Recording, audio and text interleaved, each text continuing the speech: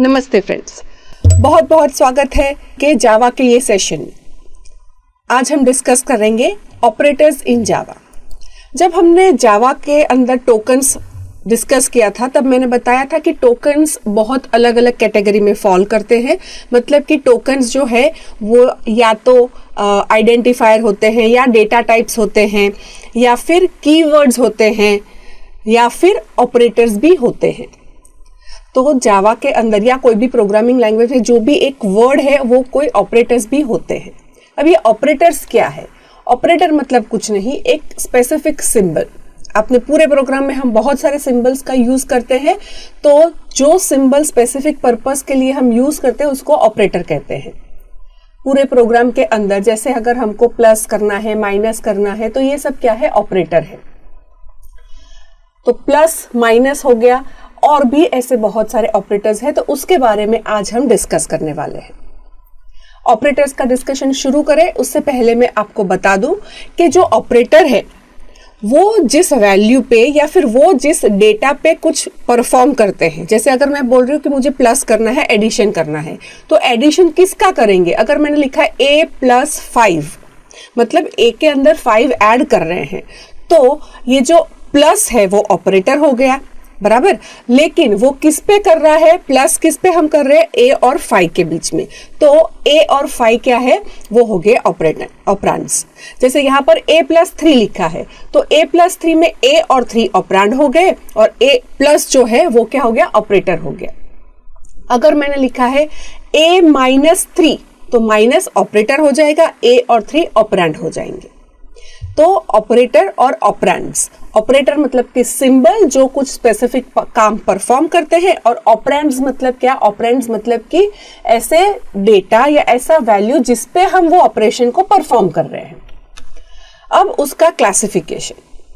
तो क्लासिफिकेशन वैसे तो अलग अलग टाइप के डेटा टाइप्स हमारे पास है ही, लेकिन बेस्ड ऑन कि वो कितने ऑपरेंड पे काम करते हैं, कितने डेटा पे काम कर रहे हैं, उसको या तो यूनरी कैटेगरी में फॉल होगा या बाइनरी या टर्नरी।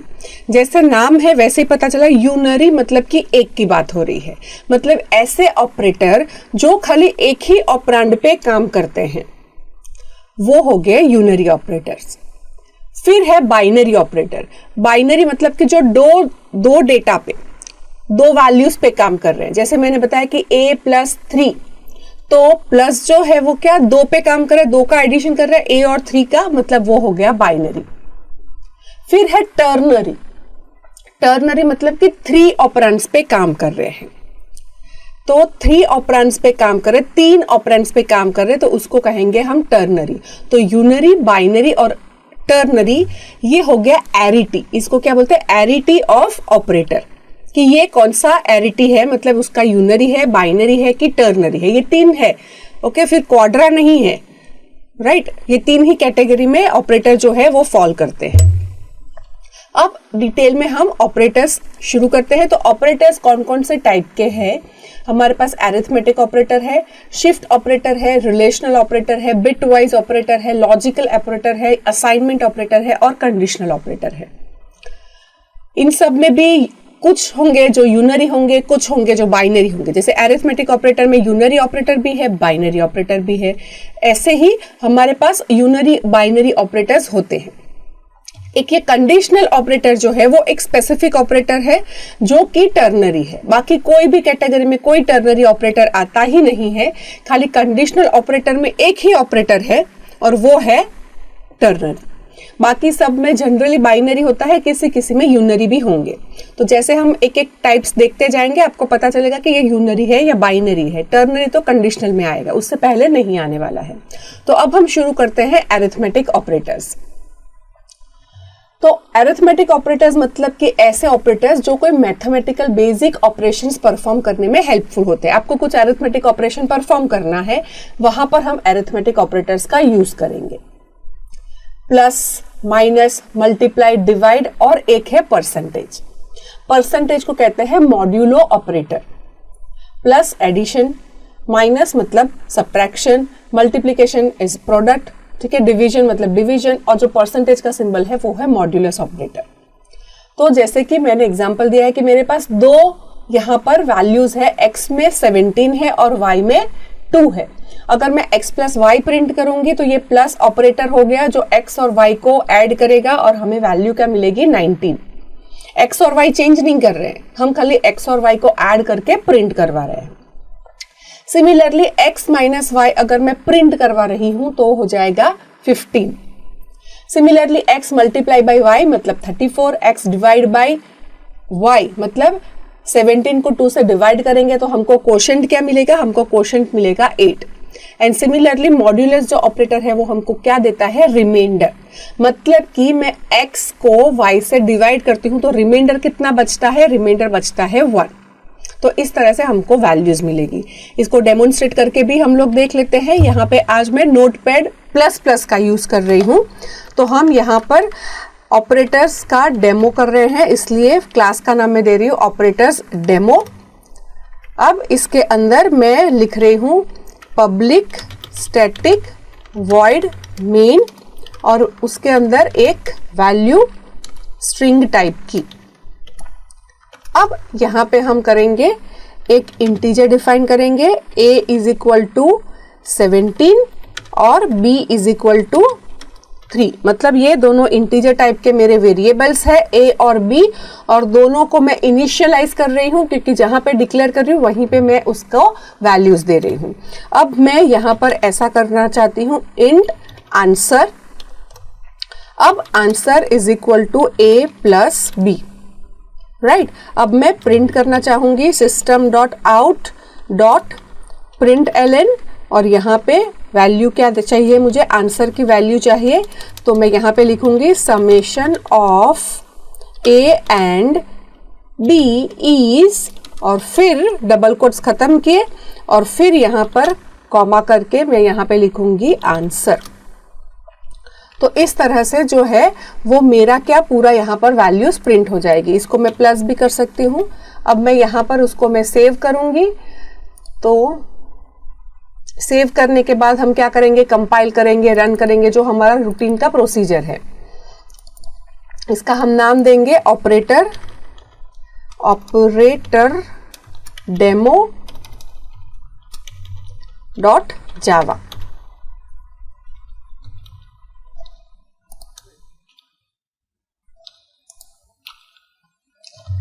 ओके, इसको मैं सेव करना चाहती हूँ जावा से, तो ऑल टाइप्स रख दिया मैंने और यहाँ पर मैं दे रही हूँ एक्सटेंशन जावा। सेव कर दिया। ओके, इसको मुझे क्लोज करना है, क्लास को और मेन मेथड दोनों को मुझे क्लोज करना है। फिर मैंने सेव कर दिया। अब मैं कमांड प्रॉम्प्ट से जाके उसको कंपाइल करूंगी जावा सी और ऑपरेटर जो मॉड्यूल 2, अच्छा मॉड्यूल 2 के अंदर मुझे कोड में जाना है एंड यहाँ पे मुझे देना है Java C operator demo dot Java. अब यहाँ पर सेमीकोलन छूट गया है तो यहाँ पर मुझे सेमीकोलन देना है। Similarly system dot out dot print L N पे भी हमारा क्या है, यहाँ पर सेमीकोलन छूट गया है तो सेमीकोलन देंगे। अब वापस से कंपाइल कर रहे हैं। ए और बी ऑलरेडी देखो यहाँ पर एक बार मैंने वेरिएबल ए यूज कर लिया, मैं यहाँ पर वापस से वेरिएबल ए को यूज नहीं कर सकती, तो मैं यहाँ पर क्या कर दूंगी, इसका नाम मैं n1 करती हूँ और इसका नाम n2। वैसे n1 n2 दोनों चेंज करना जरूरी नहीं था, पर एक का नाम मैं n1 कर रही हूँ तो यहाँ पे मैं उसका सिमिलर दूसरा नाम रखती हूँ, क्योंकि n1 और b थोड़ा सा वियर्ड लगता है ना, ठीक नहीं लगता है, तो इसलिए मैं यहाँ पर n1 n2 कर देती हूँ। अब मैं इसको थोड़ा सा क्लियर करके वापस से रन करूंगी। ऑपरेटर डेमो हो गया, कंपाइल हो गया। अब क्या करना है, अब हम ये जो हमारी डॉट क्लास फाइल बनी है, डॉट क्लास फाइल का नाम क्या होगा, ऑपरेटर डेमो, उसको हम रन करेंगे। ऑपरेटर्स डेमो, तो यहाँ पे summation of n1 and n2 is 20, मतलब 17 और 3 रखा तो वैल्यू क्या आई 20। तो ये जो प्लस है वो क्या है, ऑपरेटर है जो कि बाइनरी ऑपरेटर है। अब सिमिलरली मुझे माइनस का करना है, तो मैं क्या करूंगी, अब मैं आंसर वेरिएबल है, आंसर मतलब उसकी वैल्यू चेंज हो सकती है, तो नीचे जाकर मैंने वैल्यू चेंज कर दी।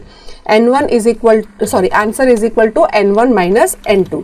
फिर यहाँ पे system dot out dot print L N और यहाँ पर हम क्या देंगे, यहाँ पर हम लिखेंगे difference between N1 and N2 is, फिर डबल कोट्स खत्म, फिर प्लस करके आंसर, राइट। अब मैं वापस से इसको कंपाइल करूंगी तो यहाँ पर एरर आ रही है, system.out.println, प्रिंट में स्पेलिंग मिस्टेक है, println लिखा है मैंने, तो मैं चेंज कर लेती हूँ println। अब कंपाइल हो गया, अब हम रन करेंगे इसको, तो यहाँ पे समेशन भी आया N1 N2 का 17 और डिफरेंस भी आया, 17 माइनस 3 कितना होता है 14, तो हमको वैल्यू मिल गया 14, राइट। अब हम क्या करेंगे, अब हम इन दोनों का प्रोडक्ट मल्टीप्लिकेशन फाइंड करेंगे, तो answer is equal to N1 multiply by N2, तो 17 थ्रीजा क्या है हमारा, 17 थ्रीजा 51 होता है, तो हमको 51 आंसर मिलेगा। Product of N1 and N2 is, और प्रोडक्ट को प्रिंट करवाएंगे आंसर। सिमिलरली दोनों का डिवीजन मुझे चाहिए आंसर, तो उसमें N1 डिवाइड बाय N2, ये N1 और N2 हमारे क्या है, दोनों इंटीजर है, इसलिए जब डिवाइड करेंगे तो 17 डिवाइड बाय 3 होगा, बट इंटीजर वो पॉइंट पे आंसर नहीं देगा, इंटीजर डिवीजन करेगा, तो 17 डिवाइड बाय 3 क्या होगा, 15 एग्जैक्ट डिविजिबल होता है, तो हमको 3 5 जा 15, तो हमको वैल्यू क्या मिलेगी 5। तो यहाँ पर हम जब प्रिंट करवाएंगे system.out.println और फिर यहाँ पे division of N1 and N2 is, या हम कोशेंट भी लिख सकते हैं, तो यहाँ पर हम लिख सकते हैं कि quotient when n is divided by N2, N1 is divided by N2, तो हमको ये आंसर मिल रहा है, प्लस आंसर, राइट। सो 17 और 3 को डिवाइड करेंगे, इंटीजर डिवीजन होगा तो हमको वैल्यू मिलेगी 5। अब मुझे रिमाइंडर चाहिए कि अगर मैं 17 को 3 से डिवाइड कर रही हूँ तो कितनी रिमाइंडर बचता है ना, हम बोलते हैं कितना शेष बचता है, तो जो शेष की वैल्यू है, जो रिमाइंडर की वैल्यू है वो मुझे चाहिए, तो हम यहाँ पे क्या करेंगे, परसेंटेज का यूज करेंगे। तो मैं N1 और N2 से N1 को N2 से डिवाइड करूंगी, राइट, तो 15 3 हो गया, 3 5 हो गया 15, और हमारा वैल्यू क्या है N1 की 17, तो कितना बचेगा, बचेगी वैल्यू 2, तो यहाँ पर हमको आंसर क्या मिलेगा, आंसर हमको मिलेगा 2। तो मैं क्या करती हूँ, ये लाइन को कॉपी कर देती हूँ, यहाँ पे पेस्ट कर देती हूँ, और डिवीजन की जगह पे मैं क्या लिख लेती हूँ, यहाँ पे मैं लिख लूंगी reminder of N1 and N2 is answer. अब मैं इसको सेव करूंगी, अब हम इसको कंपाइल करेंगे, कंपाइल हो गया, रन करेंगे, तो N1 और N2 का एडिशन हो गया 20, डिफरेंस हो गया 14, प्रोडक्ट हो गया 51, जब हम डिवाइड कर रहे हैं तो वैल्यू आ जाएगी 5, और रिमाइंडर कितना बचता है, रिमाइंडर बचता है 2, ठीक है। तो यहाँ पर हमको क्या मिला, यहाँ पर हमको सारे अरिथमेटिक जो ऑपरेटर्स है बाइनरी, क्योंकि आप देखोगे तो ये सारे के सारे ऑपरेटर्स जो हमने यूज किए हैं उनको 2 वैल्यूज चाहिए, N1 और N2 दोनों पे ये काम कर रहे हैं, राइट। यहाँ पे कभी भी कोई एक ऑपरेटर पे नहीं है, इसलिए ये सारे के सारे क्या है, ये सारे के सारे बाइनरी ऑपरेटर्स है।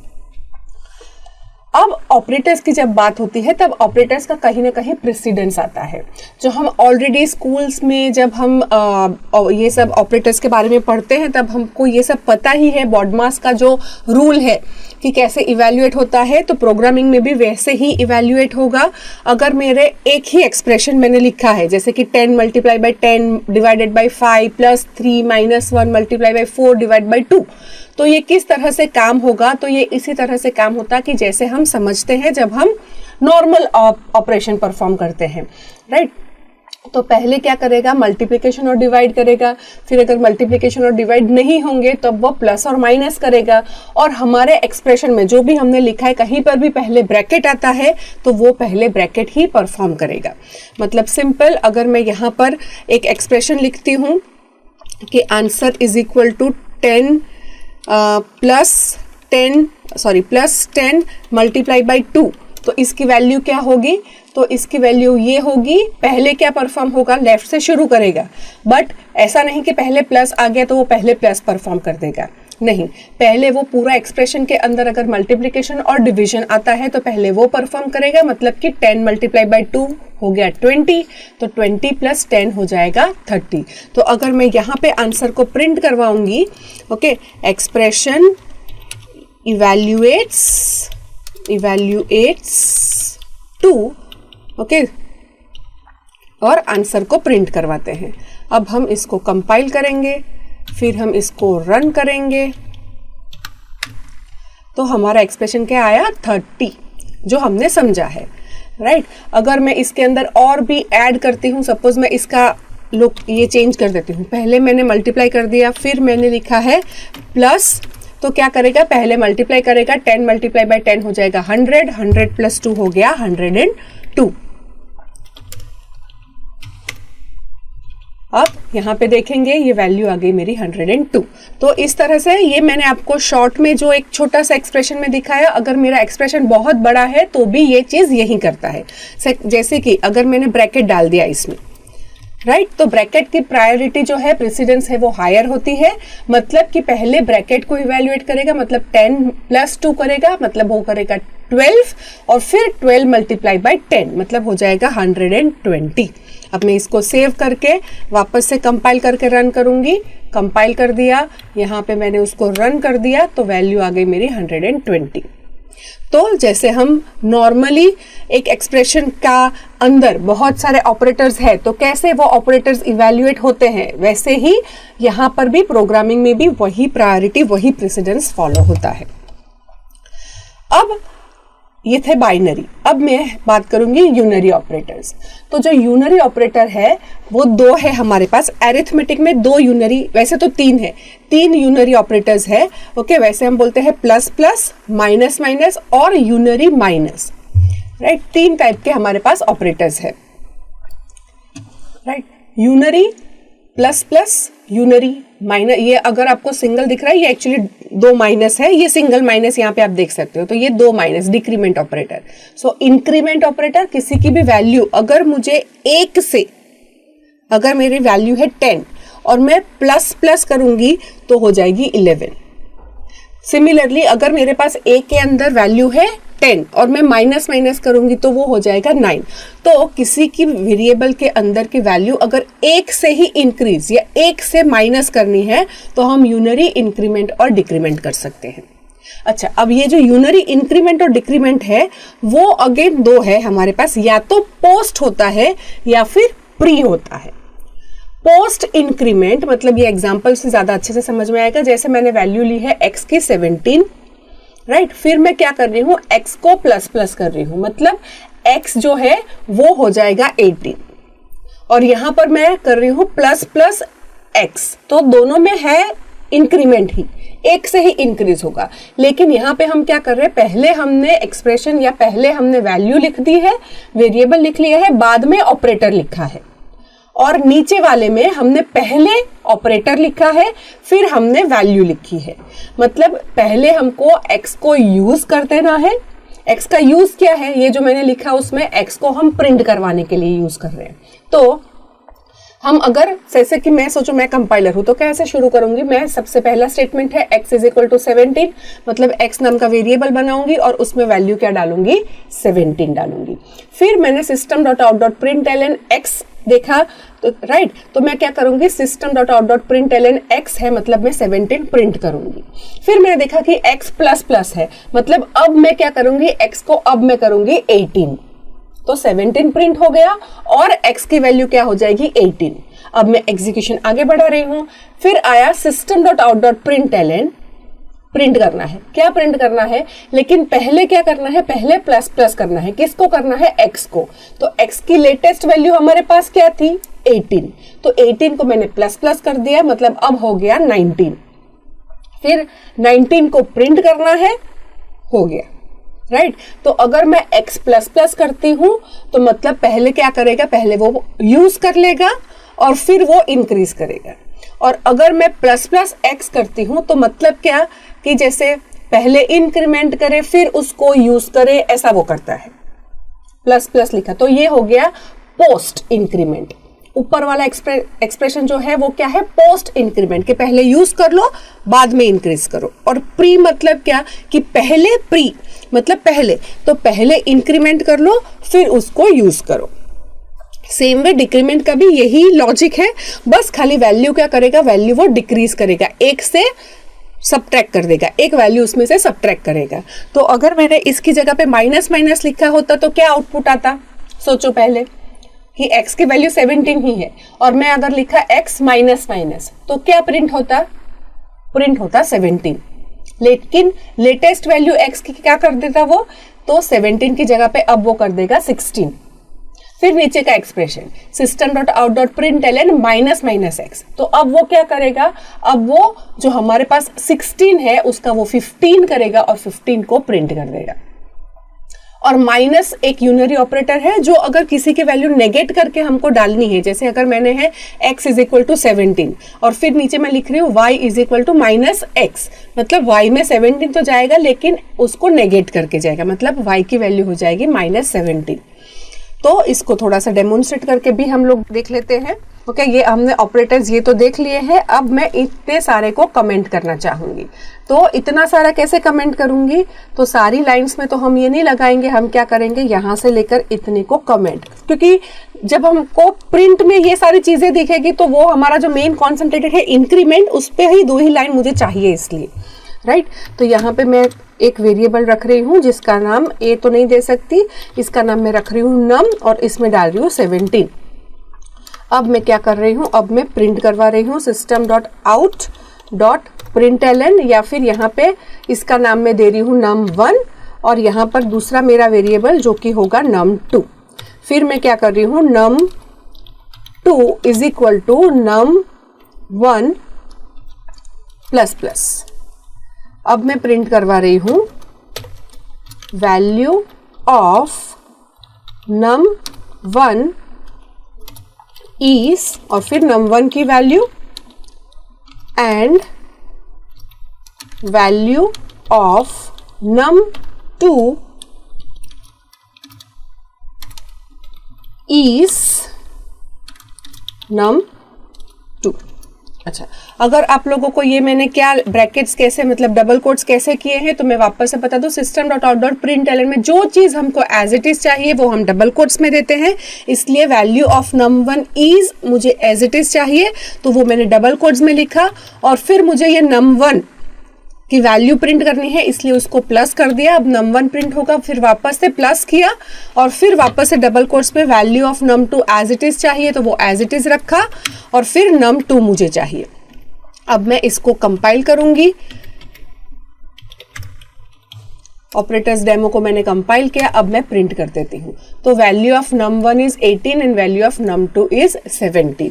ये कैसे हुआ, तो हम वापस से एक बार एक्सप्रेशन को देख लेते हैं। हमने लिखा क्या है, हमने ऐसा लिखा है num2 is equal to num1 plus plus, मतलब क्या है, हमने post operator, post increment operator use किया है, मतलब कि पहले वो num1 को यूज कर लेगा और फिर उसकी वैल्यू प्लस प्लस करेगा।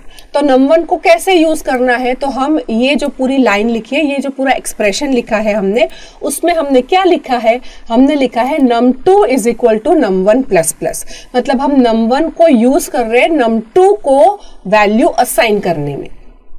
तो वो क्या करेगा, पहले num2 के अंदर num1 डाल देंगे हम, राइट। तो हमारे पास num1 की वैल्यू क्या है 17, मतलब num2 के अंदर हम 17 को डाल देंगे और फिर हम क्या करेंगे, फिर हम उसको प्लस प्लस कर रहे हैं, मतलब फिर num1 की वैल्यू हो जाएगी 18। तो मेरे पास 2 वेरिएबल है num1 और num2। num1 की पहली वैल्यू जब यहाँ से शुरू करेगा वो 17 है, यहाँ पे उसके पास अभी कोई वैल्यू नहीं है। फिर यहाँ पे हमने लिखा कि num2 is equal to num1 plus plus, तो num1 की वैल्यू num2 में चली जाएगी, मतलब इसके अंदर आ जाएगा 17 और num1 को कर देगा +1 मतलब 18। अब मैं प्रिंट करवा रही हूँ num1 की वैल्यू, तो num1 क्या है हमारा 18 और num2 क्या है हमारा 17। तो आप यहाँ पे देख सकते हो num1 क्या है हमारा 18 और num2 क्या है हमारा 17, राइट। अब हम क्या करते हैं, अब हम इसको डिक्रीमेंट करके देख लेते हैं, पोस्ट डिक्रीमेंट। तो पोस्ट डिक्रीमेंट मतलब क्या, num2 की वैल्यू पहले num1 में जो भी है लेटेस्ट वो डाल देगा और फिर उसको डिक्रीज करेगा, मतलब 17 num2 में चला जाएगा और फिर 17 की जगह पे क्या करेगा, वो 16 करेगा। राइट, तो हम वापस से कंपाइल करते हैं। अब हम वापस से उसको रन करेंगे। तो यहाँ पर आप देखोगे num1 की वैल्यू क्या, वो 16 हो जाएगी जब वो प्रिंट करने आ रहा है तब, और num2 में क्या डाल रहा है कि जो num1 की ओरिजिनल वैल्यू थी, तो ओरिजिनल वैल्यू वो डाल दिया, फिर उसने डिक्रीज कर लिया। राइट, तो हमारे पास num1 के क्या अंदर क्या आएगा, डिक्रीमेंटेड वैल्यू। ये है पोस्ट का। अगर हम प्री की बात करें, मतलब कि मैंने प्लस प्लस यहाँ पे लिखा, तो पहले क्या करेगा, पहले num1 को प्लस प्लस करेगा, मतलब 17 का अब वो करेगा 18। ठीक है, सो यहाँ पर 17 की जगह पे क्या आएगा, 18, किसमें, num1 के अंदर। अब वो जो इंक्रीमेंटेड वैल्यू है 18, वो उसको num2 में डालना है, तो num2 में भी क्या आ जाएगा, 18। तो अब हम जब प्रिंट करवाएंगे num1 और num2, तो दोनों की वैल्यूज क्या आएगी, 18। तो हम यहाँ पर क्लियर स्क्रीन करके यहाँ पर कंपाइल करके फिर रन करेंगे, तो आप देखोगे यहाँ पे num1 भी क्या आया, 18, और num2 भी क्या आया, 18। सिमिलरली ये इंक्रीमेंट है, वैसे ही डिक्रीमेंट है, तो डिक्रीमेंट करना है तो डिक्रीमेंट भी इस तरह से हम कर सकते हैं। कंपाइल कर दिया और यहाँ पर रन कर दिया, तो यहाँ पर हो गया 16 16, दोनों की वैल्यू सेम। तो ये हो गया पोस्ट डिक्रीमेंट। अब हमारे पास एक और यूनरी ऑपरेटर है जो कि नेगेट करना, उसकी वैल्यू को माइनस कर देना। मतलब num1 को हम क्या कर रहे हैं, num1 का माइनस जो भी होगा वो num2 में डालना है। मतलब num1 में क्या है, 17, तो 17 का यहाँ पर num2 में जो उसका हम अगर लिटरल वैल्यू देखेंगे तो 17, एब्सोल्यूट वैल्यू 17 ही है, लेकिन माइनस करके डालनी है, तो यहाँ पर हमको माइनस करके डालनी है। राइट, तो हम इसको कंपाइल करेंगे, कंपाइल करने के बाद रन करेंगे, तो आप देखोगे num1 17 है, num2 क्या है हमारा, -17। तो इस तरह से हमने ये ऑपरेटर्स जो है यूनरी है, तो यूनरी ऑपरेटर्स कैसे काम करेंगे, 3 है अरिथमेटिक, इंक्रीमेंट, डिक्रीमेंट और माइनस। बट इंक्रीमेंट डिक्रीमेंट में भी pre increment, post increment, pre decrement, post decrement, ये हमारे अरिथमेटिक ऑपरेटर्स है।